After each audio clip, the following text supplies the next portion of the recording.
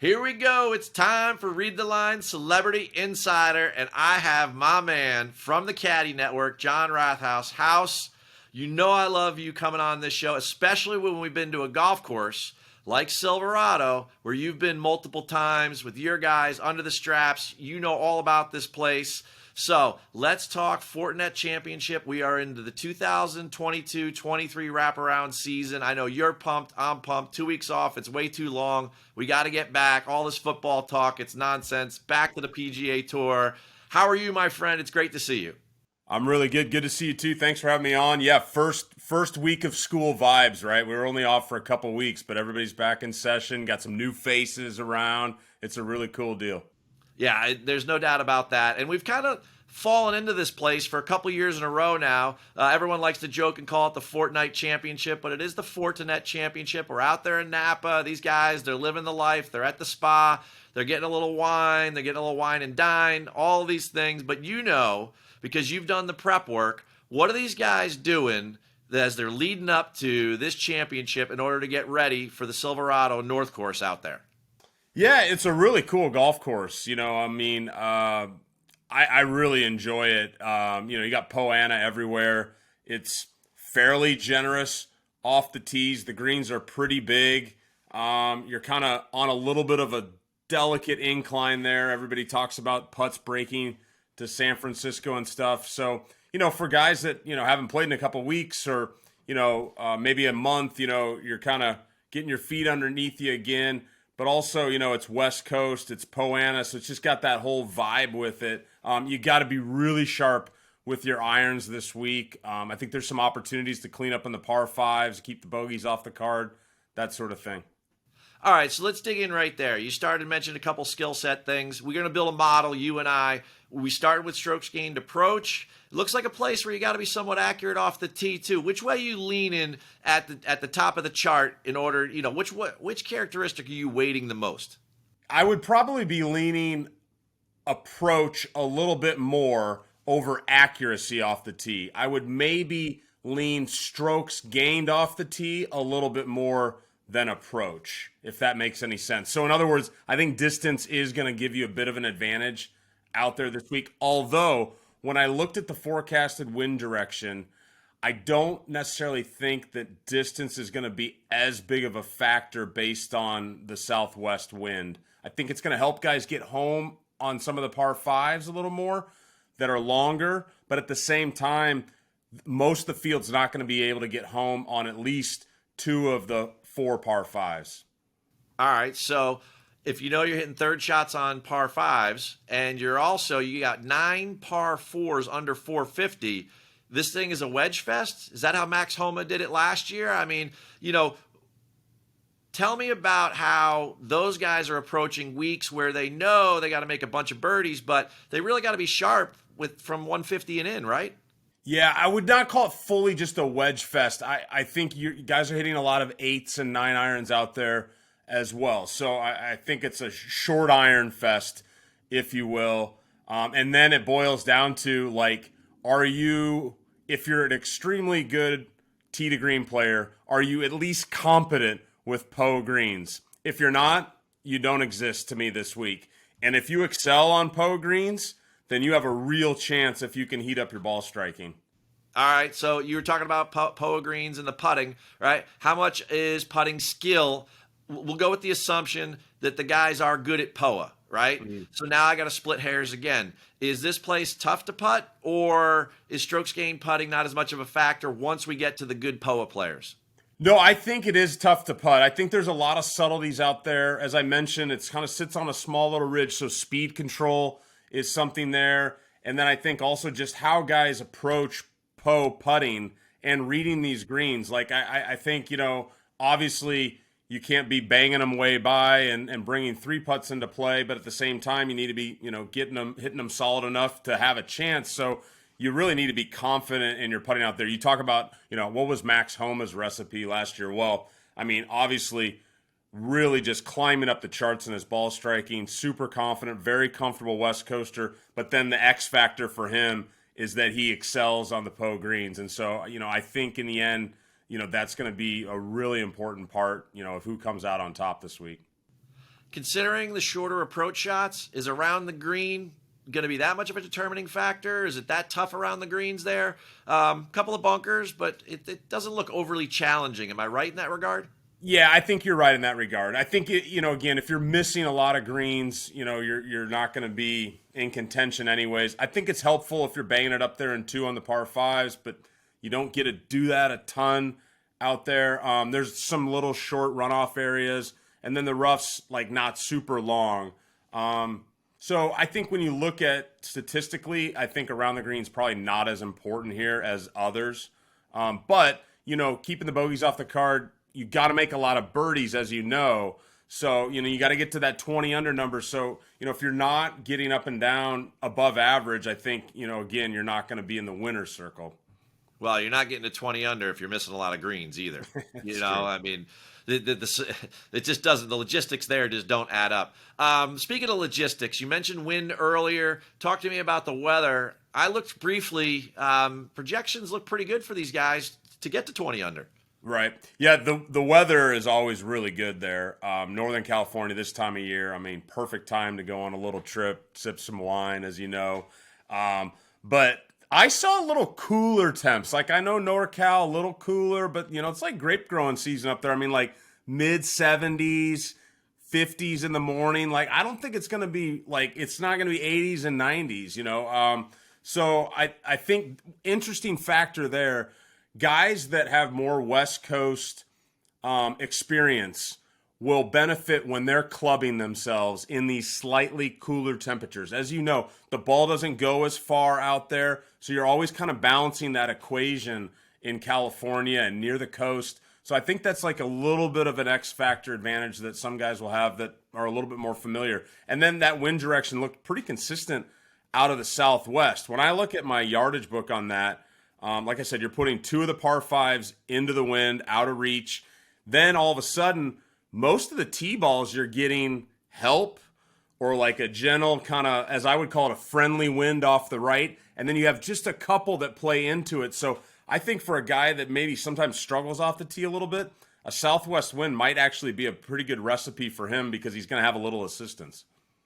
Well, you know what? You talk about cooler temps. It's not just the Californian guys. How about with another letter C? How about those Canadians? There's a couple of Canadians this week that definitely learned to play golf in some cooler mornings, right? And this is where I want to kind of go with this because I'm talking about Connors. I'm talking about Taylor, right? I'm talking about those guys. And they also have a big event next week. Mm-hmm. And I know that you and I, we go back and forth on this stuff all the time. What does the mental side of preparation mean? If you're on your first President's Cup team and you're playing a tournament the week before, is it warm up? Are you looking ahead? Do you think those guys are like super sharp? Should we have our eyes on these guys or what? Yeah, there's a lot going on here, right? You've got guys that have been off for a couple weeks. Then you've got some first timers in a President's Cup, some their second time around. So there's a lot of ways you could go. I think you have to take it by a case-by-case basis. I think you could drive yourself crazy overthinking it. A guy like Corey Connors, he's here to win. He knows what to probably expect at the President's Cup. He's kind of an elite player, so I don't think it's going to be as big a deal for him. Maybe a guy like Max Homa, is he like a little bit amped up to be there next week, and that just is enough to take off of his advantage this week? You could make a storyline for that. The Taylor Pendrith one, as you mentioned, the Canadians, I mean, he's right there on my list. We don't know a ton about him. But, I saw that phone call that Trevor Immelman had with him, and they showed it on, the PGA Tour social media feeds, and it was really cool, and he was so complimentary of him. And a guy like Taylor, I'm trying to weave in my head, like, he knows he earned it, but also, like, does he want to show up this week and prove something to somebody like, hey, I'm going to go nab a win going in, this is a perfect setup for me. So I see it all different ways with the President's Cup next week. There's one guy, and we'll get to it at the end, that I do like this week, because he's not playing next week. Oh, all right. You talked about this course being a perfect fit for a guy like Taylor Pendrith.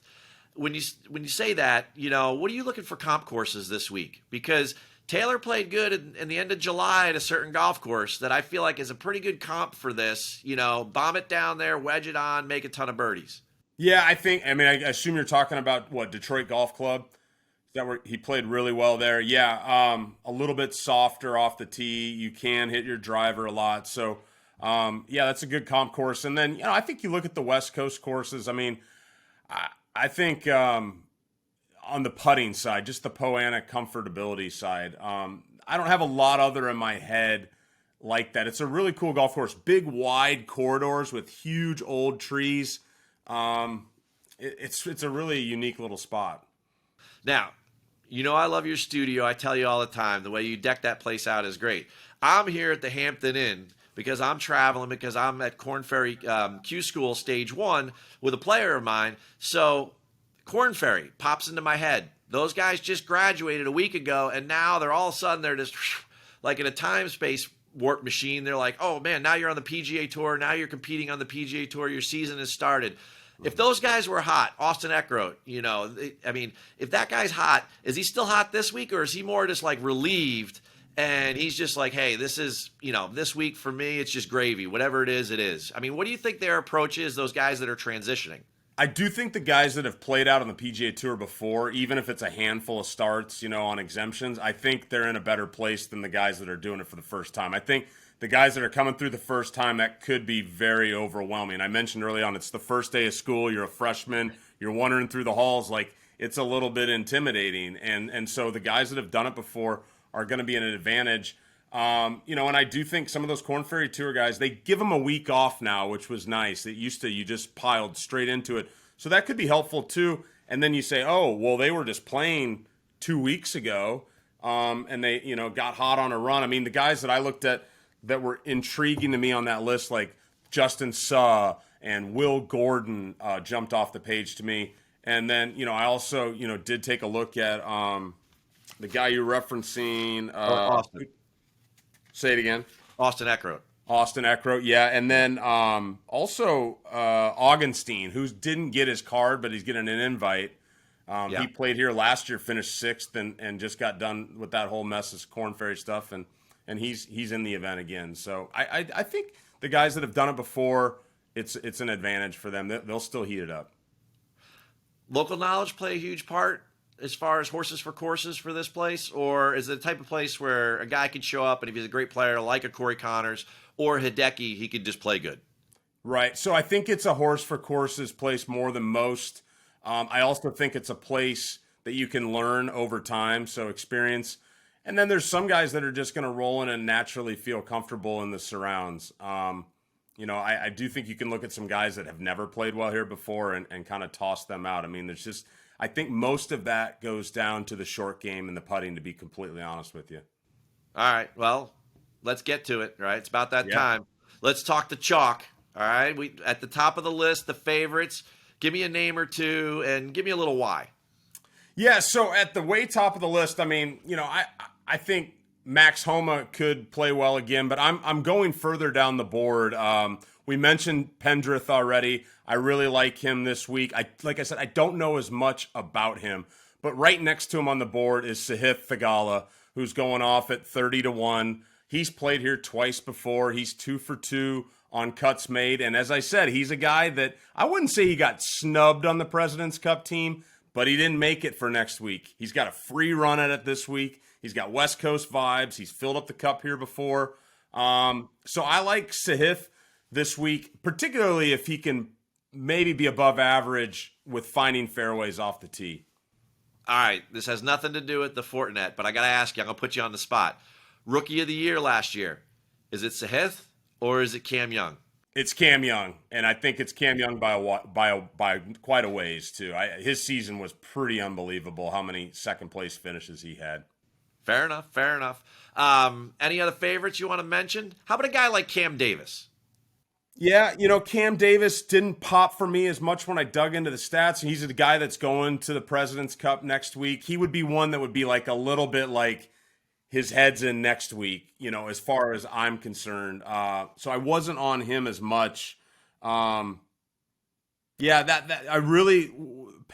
and Sahith were the two I was focused on at the top of the board. I think a guy like Corey Connors is really good, but he's as good as he's going to be off the tee and into the greens. He just is not competent enough putting. and then you throw a guy that's not normally a good putter on Poe greens, I just have a hard time seeing him get to that number that he needs to win the golf tournament. I mean, that makes perfect sense. Give me some middle meat. Who do you like in that mid-tier? Mid-tier. Well, I'm intrigued by Suh, who I mentioned earlier. He's a San Jose native, playing really good right now, coming in with a win under his belt. Kind of a free run for him. He's going off at 50-1. I was also intrigued by Taylor Moore at 66-1. I love another Taylor young guy. Moore. He played great at the end of the year on very similar style golf courses. So, I'm a big Taylor Moore fan this week. I love him right in that 50-60 range. There's no doubt about it. All right, let's go further up the board. Let's get over 100. Let's get in that plus 10,000 or more range. Let's talk. Come on. Let's talk the long hitters, long shots. We've had so long since we could pick a long shot, because you really don't pick them in the playoffs. So it's been since Sedgefield. It's been since the Wyndham, right, that we could pick a bomb. And we're back. Give me a couple of bombs for this week. I love my bomb pick this week. I'm all about Mark Old Mother Hubbard this week. I just think it sets up so good for him. You know, he's a West Coaster. He's got a good track record at Silverado. He's filled up the cup around here. 2 out of the last 3 years, he's gained over 5.5 strokes putting. He's one of the best iron players on the PGA Tour. And one that kind of put me over the edge with him is that I noticed he's 14th last season on the PGA Tour in par 5 scoring, and he's not long off the tee. So obviously he's good with those wedges, short irons. And I mentioned earlier this week that wind direction, he's not long by any stretch. I mean, he's one of the shorter guys on tour, but he's getting a lot of assistance on these par 4s. I think he's had his most consistent year of his career. So at 110-1, love Old Mother Hubbard this week. Well, you know what? I'm not going to ask for another bomb. If you love him that much, I'm going to keep everybody focused on Old Mother Hubbard. Yeah. And you know what? You know I love you there, House, right? Yep. I can't thank you enough for coming on, being my celebrity insider to kick us back into the PGA Tour season. You are the best, my friend. I love what always you guys are doing at the Caddie Network. It's just fantastic. Folks, you got to follow John Rathouz on Twitter. These guys, they're making magic. It's just great. Thanks for being with me, House. Thanks for having me on, Keith. And great job this year yourself. I mean, you grew so much. You put so much good content out there. And good luck to you and your boy this week at Q School. I know he's going to have a great week out there. Yeah, I'm pretty sure of that too. Well, we're all going to have a great week. Folks, get those weekend wagers in. On behalf of John Rathouz, I'm Keith Stewart. Just read the line.